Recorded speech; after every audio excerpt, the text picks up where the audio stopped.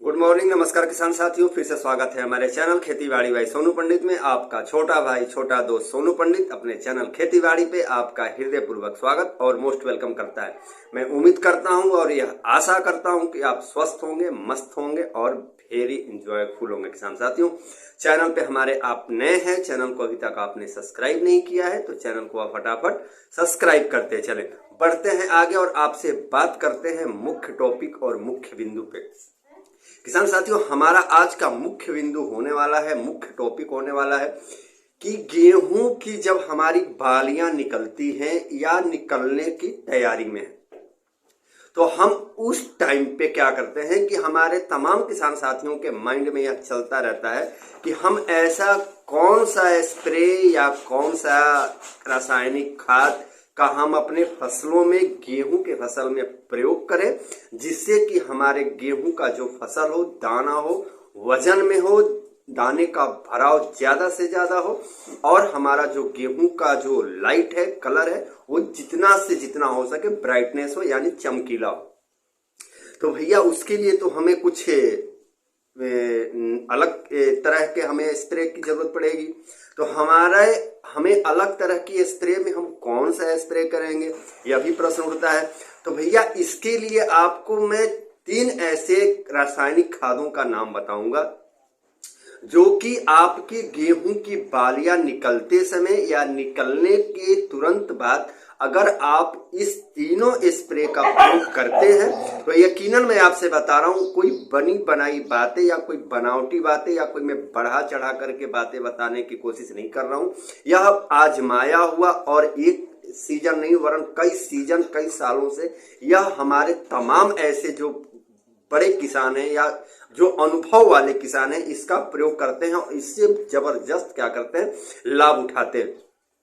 तो देखिए होता क्या है कि जब भी हमारे इस फसल की जो होती है, जब भी बालियां निकलने शुरू होते हैं या निकल गए होते हैं, उस टाइम में होता क्या है कि हमें सबसे ज्यादा उस फसल की जरूरत पड़ती है फास्फोरस की। तो भैया फास्फोरस की जरूरत क्यों पड़ती है और फास्फोरस के साथ साथ हमें गेहूं के फसल में पोटास और बोरोन की भी जरूरत पड़ती है। आखिर इन तीनों की जरूरत उस टाइम में क्यों पड़ती है, गेहूं की जब बालियां निकलती हो तब या निकलने के तुरंत बाद। तो यह आपको मैं बताने जा रहा हूं, एक एक बारीकियां। वीडियो की आखिरी तक बने रहिएगा। चैनल को अभी तक आपने सब्सक्राइब नहीं किया है तो चैनल को आप सब्सक्राइब करते चले। तो भैया होता क्या है कि जब हमारे गेहूं की बालियां निकलने की अवस्था होती हैं तो उस टाइम में क्या होता है कि हमें फास्फोरस, बोरोन और पोटास की आवश्यकता पड़ती है। तो पोटास और बोरोन और फास्फोरस की आवश्यकता क्यों होती है यह मैं आपको बताते चलूं। तो भैया जब देखिए पहले हम बात करते हैं क्या, फास्फोरस की, कि फास्फोरस की आवश्यकता आखिर इस टाइम में क्यों पड़ती है। तो किसान साथियों, हमारे गेहूं का फसल जैसे ही 80 दिन, 90 दिन या 100 दिनों का होता है, यानी गाभा अवस्था में होता है, यानी उनके गड्ढे में जड़ों से ऊपर वाला जो भाग होता है उनमें क्या बालियां जब निकलना शुरू होती हैं तो भैया उस टाइम में क्या होता है कि फास्फोरस की जरूरत पड़ती है। फास्फोरस की जरूरत क्यों पड़ती है यह मैं आपको बता दूं कि फास्फोरस आप जैसे ही इसमें क्या करते हैं कि फास्फोरस जैसे ही अपने गेहूं के फसल में इस अवस्था में देते हैं तो क्या होता है कि उनमें दाने का भराव ज्यादा से ज्यादा होगा और आपका दाना जो होगा वजन में होगा और उसके साथ साथ इसकी जो ब्राइटनेस होगी स्टार्टिंग तौर से ही, यानी जड़ों से ही, गाभे अवस्था में ही क्या होगा, इनका आकार लेना शुरू हो जाएगा और यह क्या होगा कि बाहर निकलते निकलते जब ज्यों ही ये बाहर पूर्ण रूप से निकलेंगे, बड़े बड़े दाने और दाने में वजन और चमकीला और ब्राइटनेस लेते हुए क्या करेंगे, ये दाने निकलेंगे किसान साथियों। तो इसलिए हम क्या करते हैं, फास्फोरस का प्रयोग इस टाइम पे बहुत ही जरूरी होता है। अब उसके बाद भैया आ जाते हैं पोटास पे कि पोटास की जरूरत क्यों होती है। देखिए पोटास क्या होता है ना कि पौधे को हर समय, हर वक्त क्या करता है, पौधे को स्ट्रेस में जाने से क्या करता है, या बचाता है। क्या बचाता है, पोटास बचाता है। और उसके साथ साथ इतना ही नहीं, पर्यावरण में हो रहे निरंतर बदलाव को भी क्या करता है, पोटास पौधों को क्या करता है, स्ट्रेंथ करने में, यानी क्या करता है, उसको बचाने में यह सहयोग करता है हमारा पोटास।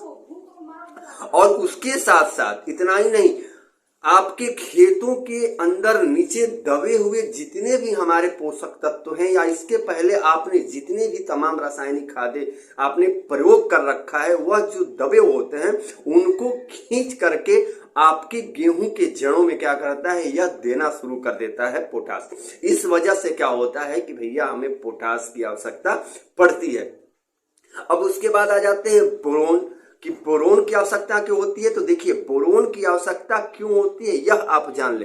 तो भैया, जब गेहूं की बालियां निकलती हैं, नर और मादा का परागण होता है, तब हम क्या करते हैं, बोरोन का प्रयोग करते हैं। अब आपको तीनों की मात्रा बताएंगे और कितने मात्रा में आपको देना है, और विधि भी आपको बताऊंगा किस विधि से देना है आपको। दोनों विधि मैं आपको बताते चलूंगा किसान साथियों।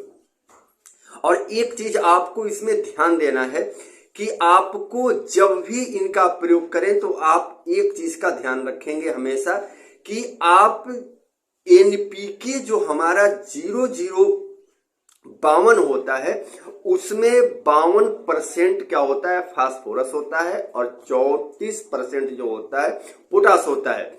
और एनपीके जो हमारा 0050 होता है, उसमें क्या होता है, करीब करीब 60 से 62% तक क्या होता है, इसमें फास्फोरस होते हैं, और उसके साथ साथ 30 से 32% क्या होता है, पोटास होता है।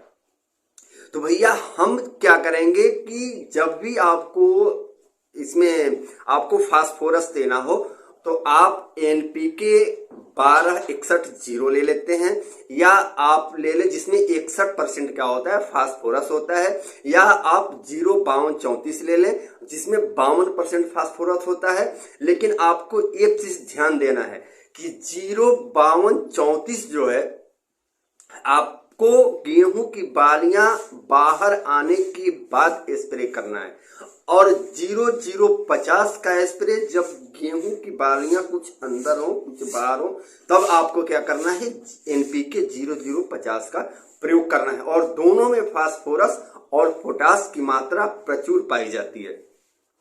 उसके साथ साथ आप ऊपर से भी क्या कर सकते हैं, एमओपी पोटास जो होता है मुझे, आप उसको ले लें। कितनी लेंगे आप, कम से कम 25 से 30 केजी प्रति एकड़ के हिसाब से आप पोटास ले लें। पोटास को आपको किस तरह स्प्रे करना है, आप इसको पानी में घोल बना लें। पानी में घोल आप नहीं बना सकते हैं तो आप सिंचाई के समय आप क्या करें, अपने खेतों में सिंचाई के माध्यम से पोटास को आप दे सकते हैं। उसके बाद आप, अब दूसरा विधि यह है कि आपको पोटास ले लेना है, उसके बाद एनपीके ले लेना है। एनपीके जैसा कि मैंने आपको बताया 05234 भी ले सकते हैं और 05250 भी। अंतर दोनों का आपको जैसा अभी मैंने बताया कि 0050 बालियां जब बाहर आ जाए तब आपको देना है, और 05234 बालियां जब अंदर हो कुछ बाहर हो तब आपको क्या करना है, इसका प्रयोग करना है।